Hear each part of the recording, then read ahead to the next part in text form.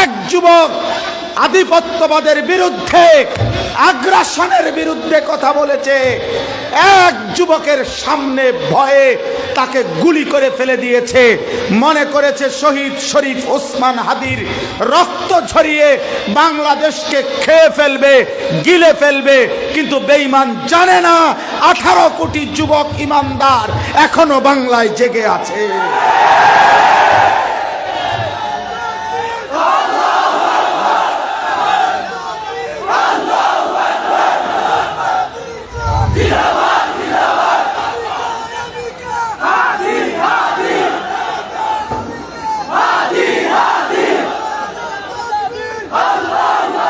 হ্যাঁ যুবক, এমন বাঁচা বাঁচো, মরলে এমন মরা মরো।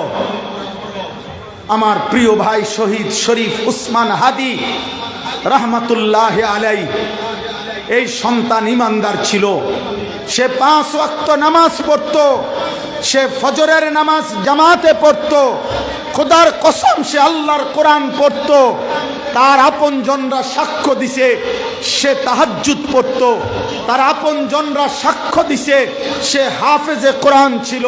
তার বাবা আলেম ছিল, তার ভাই আলেম, সে নিজে মাদ্রাসায় পড়ছে, সে আল্লাহর কোরআন পড়তে পারত, সে রসুলের হাদিস শুদ্ধ উচ্চারণ করত, সে পর্দা মানত। তার স্ত্রী পর্দানশীল।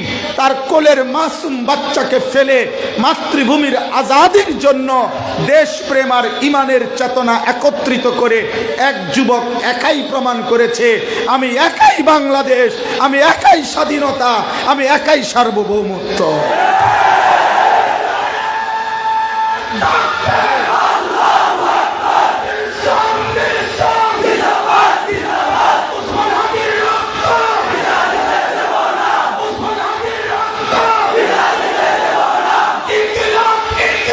জিন্দাবাদ জিন্দাবাদ।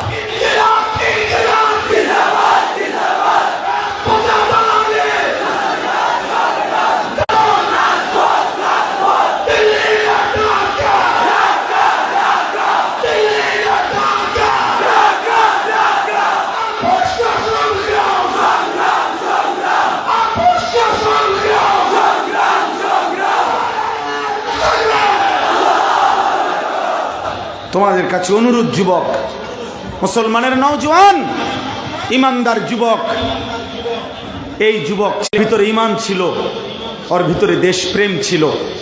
ইমান এবং দেশপ্রেমের সমন্বয়ে সে বলেছিল যে আমি যদি 5000 ভোট পাই, আমি যদি 5500 ভোট পাই, তারপরও আমি নিজেকে ভাগ্যবান মনে করব। সে চেয়েছিল 500 ভোট, সে ছিল 5000 মানুষের ভালোবাসা। আসমানওয়ালা মালিক বলে, আমি তোকে দিলাম 18 কোটি মানুষের ভালোবাসা। যা, আমি তোর দোয়া হুবহু কবুল করলাম।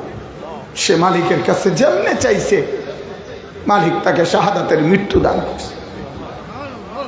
সে বলছে, আমাকে যদি গুলি করা হয়, আমার হত্যাকারীর যেন বিচার হয়। সে বলছে, আমাকে যদি হত্যা করা হয়, গুলি করা হয়, আমার বাচ্চাটার দিকে দেখো। সে বলছে, আমি যদি মরে যাই, আমার সন্তান লড়বে, সন্তানের সন্তান লড়বে, প্রজন্ম থেকে প্রজন্ম আমরা বলেই যাব, আমরা ভারতীয় আধিপত্যবাদ মানি না। আমরা আজাদি চাই।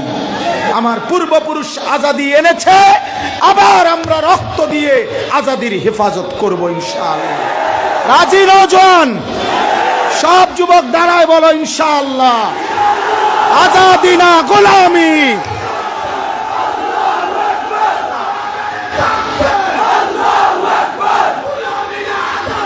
আজাদি আজাদি।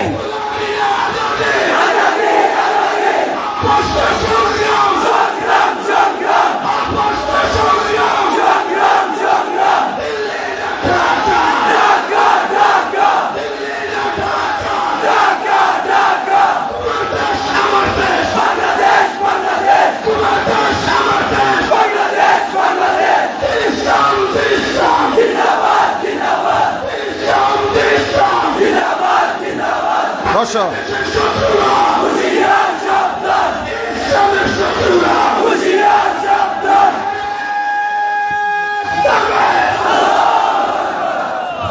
আমরা স্পষ্ট এটা বলে দিয়েছি, সব আলেমরা বলে, আমার দেশের জনসংখ্যা কম হইতে পারে, কিন্তু আমার মাটিতে ঈমান মজবুত আছে ইনশাআল্লাহ। আমরা আশাবাদী। লক্ষ লক্ষ যুবক, কিশোর, নওজোয়ান, ওরা এক ওসমান হাদির রক্ত দেখে, এক ওসমান হাদির গুলি দেখে ওরা ভয় পাবে না, বরং নতুন করে গুলির সামনে বুক পাততে ইনশাআল্লাহ তৈরি হবে।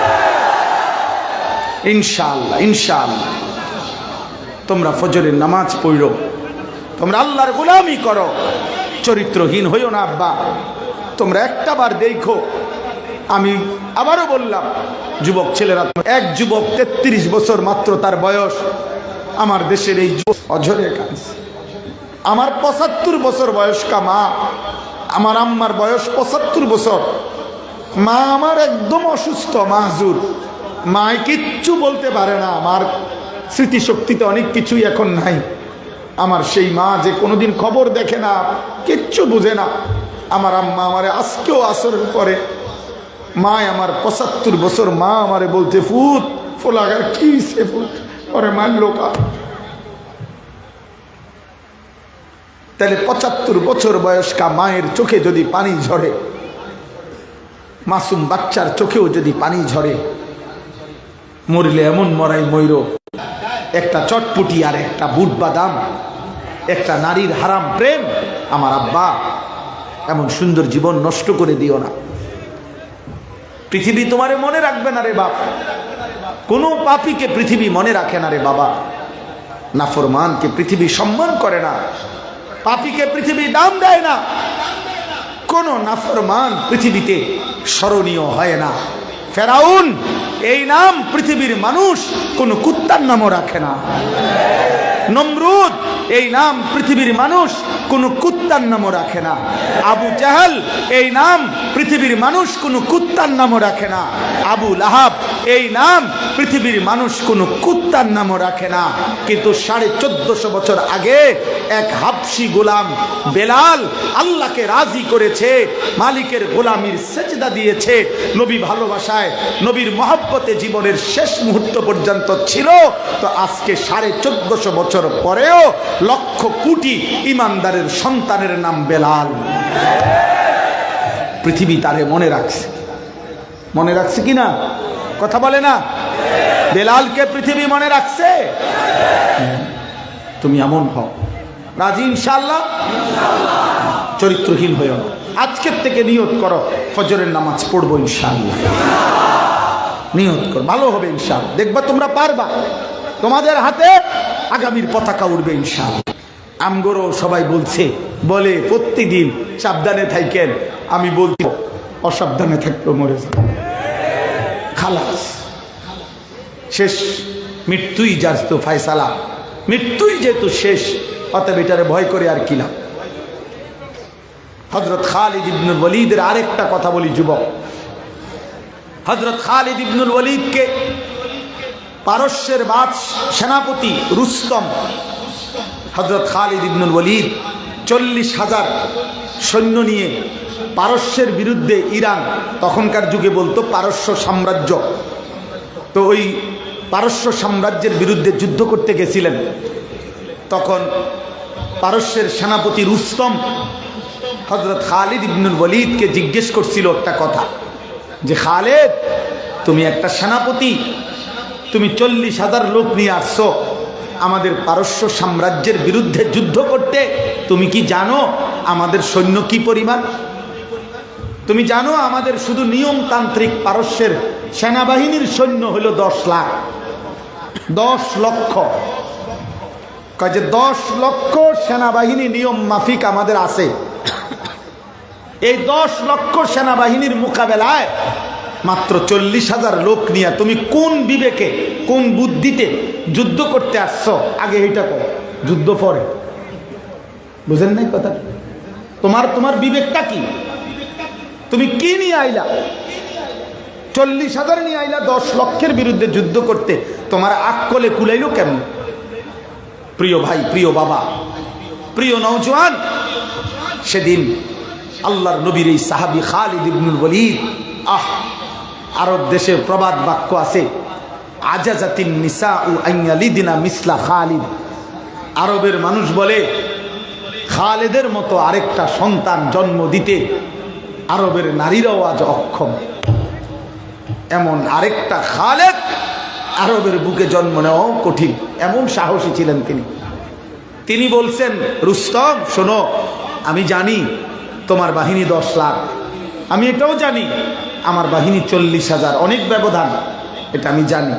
তবে তোমার সৈন্য আর আমার সৈন্যের মধ্যে একটা মৌলিক পার্থক্য হইল, রুস্তম মনে রাখবা, তোমার 10 লক্ষ সৈন্য যুদ্ধের ময়দানে বাঁচতে যে পরিমাণ আগ্রহী, আমার 40,000 সৈন্য মৃত্যুবরণ করতে, শহীদ হতে তার চাইতে লক্ষ কোটি গুণ বেশি আগ্রহী।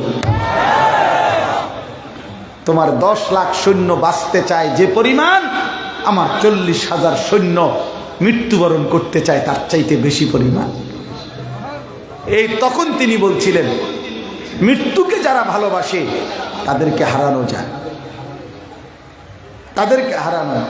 এবং শেষ পর্যন্ত পারস্য বিজয় হয়েছে, রোমও বিজয় হয়েছে, সারা বিশ্বময় কালেমার পতাকা উড়েছে। এবং আবারও আল্লাহ রাসূল সাল্লাল্লাহু আলাইহি সাল্লাম বলছে, ইসরাফিল ফু দিতে যদি আর একদিনও বাকি থাকে তাহলেও শুনবা, নবীজি বলছেন দাজ্জাল বের হবে, মাহদী আসবে এবং দাজ্জালের পতন হবে, মাহদীর বিজয় হবে। আর একবার ইসরাফিলের ফুর আগে পৃথিবীময় কালেমার পতাকা, সারা বিশ্বে মুসলিম খেলাফত আবার প্রতিষ্ঠিত হবে ইনশাআল্লাহ। এটা নবীজির ভবিষ্যৎবাণী, এটা বিফল হবে না। অতএব আগামীর বিপ্লব হবে, আগামীর ইসলাম পৃথিবীময় উড়বে। কিন্তু দেখার বিষয় হলো, যুবক তুমি কামে লাগবা কিনা। লোক যা নেওয়ার আল্লাহ তা তো নিবেনি, কিন্তু তোমাকে নিবে কিনা এটা হলো দেখার বিষয়। নবীজি সাল্লাল্লাহু আলাইহি সাল্লাম তো সেদিন মক্কায় আবু জেহেলকেও দাওয়াত দিছে, আবু বকরকেও, আবু লাহাবকেও দাওয়াত দিছে, ওমরকেও। আল্লাহ বলছে, বন্ধু আমি আবু বকরকে নিলাম, আবু জেহেলকে নিলাম না, আবু লাহাবকে নিলাম না, ওমরকে নিলাম। অথচ আবু বকর, ওমর, আবু জেহেল, আবু লাহাব, খুদার কসম 4 জনই কুরাইশ বংশ, একই বংশের লোক, একই বংশ। কিন্তু আল্লাহ বলেন, আমার ইচ্ছা আমি একজনকে নিলাম, আমি একজনকে নিলাম। যেই নবীর হাতে এত লোক কালেমা পড়লো, সেই নবীর হাতে আবু তালেব কালেমা পড়লো না কেন? যে ইব্রাহিম নবীর হাতে এত লোক কালেমা পড়লো, সেই ইব্রাহিম নবীর হাতে ওনার আব্বা আজর কালেমা পড়লো না কেন? যেই নূহ আলাইহিস সালাম 950 বছর কালেমার দাওয়াত দিলেন, অনেক লোক ওনার হাতে কালেমা পড়লো, ওনার হাতে ওনার ছেলে কেনান কালেমা পড়লো না কেন? তা আল্লাহ বলেন, দাওয়াত তো দিবেন আপনি, কিন্তু লোক নেব আমি। লোক নেবে কে? বলে না কে? আল্লাহ। এই জন্য ইমান দেব কাকে, দেব না কাকে, হেদায়েত দেব কাকে, দেব না কাকে, আমার দিন বিজয়ের জন্য নেব কাকে, নেব না কাকে। আল্লাহ বলে, বন্ধু এটা আমার ফয়সালা, আমি বা পছন্দ হইলে নেব, আমার মন না চাইলে আমি নেব না। এজন্য ইসলাম বিজয় হবে, দিন বিজয় হবে, কালেমা বিজয় হবে। কিন্তু আল্লাহ যেন আমাকে এবং তোমাকে, আমাদের বংশধরকে যেন আল্লাহ গ্রহণ করে। দোয়া করবা ইনশাআল্লাহ, নিজের জন্য দোয়া করবে, নিজের জন্য, নিজের প্রজন্মের জন্য, আগামীর জেনারেশনের জন্য। হাদি এটা বলে গেছে যে আমি লড়বো, আমার সন্তান লড়বে, আমার সন্তানের সন্তান প্রজন্মের পর প্রজন্ম লড়বে, প্রজন্মের পর প্রজন্ম লড়বে। আল্লাহ নবী সাল্লাল্লাহু আলাইহি সাল্লাম দোয়া করছিলেন, আল্লাহ আমার আনসারীদেরকে মাফ করে দেন। নবীজি এরপরে বলছে, আল্লাহ আমার আনসারের ছেলেদেরকে মাফ করে দেন। এরপরে নবীজি বলছেন, আল্লাহ আমার আনসারের ছেলেদেরকে মাফ করে দেন। এভাবে আল্লাহ নবী দোয়া করতে থাকছেন। হযরত ইব্রাহিম আলাইহিস সালাম দোয়া করছেন, আমিন যুররিয়াতিনা উম্মাতাম মুসলিমাতাল লাক, আল্লাহ কিয়ামত পর্যন্ত আমার সন্তান ইসমাইলের বংশধারায় কখনো যেন এমন না হয় যে আর কেউ ঈমানদার নাই, এমন না। কিয়ামত পর্যন্ত আমার বংশধারায় আপনার আনুগত্য সম্পন্ন মুসলিম একটি জাতি সর্বদাই আমার বংশে রাখেন। এটা ইব্রাহিম নবী দোয়া করছে। আল্লাহ আমাদেরকে কবুল করেন। এই শেষ কথা হলো, বলে বান্দা পরীক্ষা না নিয়ে আমি কোনো দাবিদারকেই ছাড়বো না। দাবি করতে পারো মোমেন, দাবি করতে পারো মুসলমান, কিন্তু আমি পরীক্ষা নেব। কি নেবে? বলে না কি নেবে? পরীক্ষা নেবে। কি নেবে? আল্লাহ পরীক্ষা নিত। ওয়ালাকাদ ফাতান্নাল্লাযীনা মিন ক্বাবলিহিম, আল্লাহ বলেন পূর্বেও যারা ঈমানের দাবি করেছে, ঈমান এনেছে, আমি তাদের পরীক্ষা নিয়েছিলাম। ফালা ইয়ালামান্নাল্লাহুল্লাযীনা সাদাকু ওয়ালা ইয়ালামান্নাল কাযিবিন, পরীক্ষা নিয়ে আমি জেনেছি ঈমানের দাবিতে কে সত্যবাদী আর কে মিথ্যাবাদী। অতএব আমি পরীক্ষা নেব। যুবক ভাই, বয়স্ক বাবা, প্রতিবার নামাজের ওয়াক্ত যখন হয় তোমার পরীক্ষা তুমি সেজদা দাও না নাফরমানি করো। প্রতি বছর তোমার পরীক্ষা তুমি যাকাত দাও না দাও না। প্রত্যেক রমজানে তোমার পরীক্ষা তুমি রোজা রাখো না নাফরমানি করো। সম্পদ হলে পরীক্ষা তুমি যাকাত হজ করতেছো না করতেছো না। নারীর সামনে আসলে তোমার পরীক্ষা তুমি তাকায়া থাকো না নজর নিচের দিকে নামাও। টাকা সামনে আসলে তোমার পরীক্ষা তুমি হালাল খাচ্ছ না হারাম খাচ্ছ। অর্থাৎ এইভাবে প্রতিদিন প্রতিটা গুনার মুখে, প্রতিটা আমলের মুখে পরীক্ষা তুমি আল্লাহর আদেশ পালন করছো নাকি আল্লাহর নিষেধ করছো পালন করছো, এটাই পরীক্ষা। তাহলে পরীক্ষা কি? এই জিন্দিগিভর আমলের পরীক্ষা, ইমানের পরীক্ষা, আখিরাতের পরীক্ষা, বন্দিগির পরীক্ষা, আল্লাহর হুকুমের পরীক্ষা, এটাই পরীক্ষা। এজন্য মুমিনের কোনো ছুটি নাই। মুমিনের হায়াতে কোনো ছুটি হয় না। ওয়াবুদ রব্বাকা হাত্তা ইয়াতিয়াকাল ইয়াকিন, মৃত্যু পর্যন্ত পরীক্ষা চলতে থাকবে। পরীক্ষা প্রতিদিন। এজন্য দুনিয়াকে বলে দারুল ইমতিহান, পরীক্ষার ঘর। আখিরাত হইল দারুল জাযা, ফলাফলের ঘর। এজন্য পরীক্ষা হবে এখানে, ফলাফল হবে সেখানে। পরীক্ষা কোথায়? জমিনে। পরীক্ষা কোথায়? আর ফলাফল কোথায়? আসমান। আসমান। এখন পরীক্ষা দিতে হবে প্রতিদিন, প্রতি ঘন্টা, প্রতি মিনিট, কোনো ছুটি নাই। আমাদের কিছুদিন আগে একজন বড় বুজুর্গ ইন্তেকাল করছেন, হযরত মাওলানা পীর জুলফিকার আহমদ নকশবন্দি রহমতুল্লাহ আলাই। তিনি বলছেন একটা সুন্দর কথা, যে মুমিনের দুনিয়া মেহনতের, মুমিনের কবর ক্ষণিকের বিশ্রামের, মুমিনের জান্নাত চিরস্থায়ী আরামের। মেহনত করবে দুনিয়ায়, সামান্য বিশ্রাম করবে কবরে, চিরস্থায়ী আরাম করবে জান্নাত। জান্নাত। আল্লাহ বলেন অতএব আমি পরীক্ষা নিয়ে সত্যবাদী মিথ্যাবাদী আমি আল্লাহ তাআলা জেনে নেব। কাজেই আমাদের পরীক্ষা। আমি যুবক ভাই, নওজোয়ান ভাই, এত রাত তোমরা বসে আছো, তোমাদের এই ভালোবাসা, এই মহব্বত, এই আন্তরিকতা, শুধু আমি হাত জোর করে বলি, এক বক্তা আসছে, এই বক্তার প্রতি যেন না হয়, বরং তোমাদের এই ভালোবাসা যেন আল্লাহর প্রতি হয়, রাসূলুল্লাহ সাল্লাল্লাহু আলাইহি ওয়াসাল্লামের প্রতি হয়। এই ভালোবাসা যেন নামাজের প্রতি হয়। তুমি এক ফোঁটা চোখের পানি ফেলো, তুমি আল্লাহকে সেজদা করো, ইনশাআল্লাহ তোমার হাতে আগামী পৃথিবী সুন্দর হবে, তোমার হাতে কালেমার পতাকা উঠবে। কথা হলো আল্লাহ বলেন আম হাসিবাল্লাযীনা ইয়ামালুনাস সাইয়্যাত আন ইয়াসবিকুনা সাআ মা ইয়াহকুমুন। এটা সাংঘাতিক কথা বলছে আল্লাহ, ধমক দিছে। আল্লাহ বলে তোমরা যারা যারা আমার নাফরমানি করছো, পাপ করছো, তোমরা ভেবো না আমি আল্লাহকে ডিঙ্গায়া আমার হাত থেকে ছুটে যাব। তোমরা কি ভেবেছো আমার থেকে ছুটে যাবা? না না, দুনিয়ার কারো কাছ থেকে ছুটে যাইতে পারো।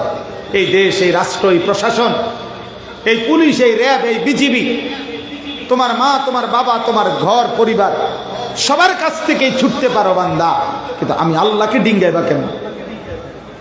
আমার থেকে তুমি ছুটবা কেমনে? সম্ভব? কথা বলে না। আমরা আল্লাহ থেকে নিজেকে গোপন করা সম্ভব? আমরা আল্লাহ থেকে নিজেকে আড়াল করা সম্ভব? সম্ভব। সাআ মা ইয়াহকুমুন, আড়ালে আমি আল্লাহ সব জানি, সব দেখি, সব দেখি, সব দেখি, করব, বিচার করব, আমি সিদ্ধান্ত দেব। অতএব আমার বিরোধিতা করো না, আমার নাফরমানি করো না। আল্লাহ আমাদেরকে তৌফিক দেন, আল্লাহর হুকুম মানার তৌফিক দেন। আল্লাহ তাআলা এই পীর বাড়ি, এই মাহফিল, এই আয়োজন, আউলিয়ায়ে কেরামের যুগ যুগের এই মেহনত আল্লাহ কবুল করে নেন, আল্লাহ কবুল করে নেন। তাদের বংশধর যারা আছেন আল্লাহ উনাদেরকেও হায়াতে তৈয়বা আফিয়া দান করেন। আল্লাহ এই আয়োজনের মধ্যে বরকত দান করেন। আমার শেষ কথা হলো এটাই, আমরা প্রত্যেকে ইনশাআল্লাহ জীবনটা সুন্নাত মোতাবেক নবী সাল্লাল্লাহু আলাইহি সাল্লামের একটা একটা সুন্নাত আমল করার চেষ্টা করব। আল্লাহ ছাড়া এই জমিনের নিচে আর কাউকে ভয় পায় না। আর যদি আমি মরে যাই আমি শহীদ হয়ে যাই, আমার ডান পাশের ভাই বোনেরা এই লড়াই যতদিন বেঁচে থাকবে ততদিন চালাই নেবে ইনশাআল্লাহ।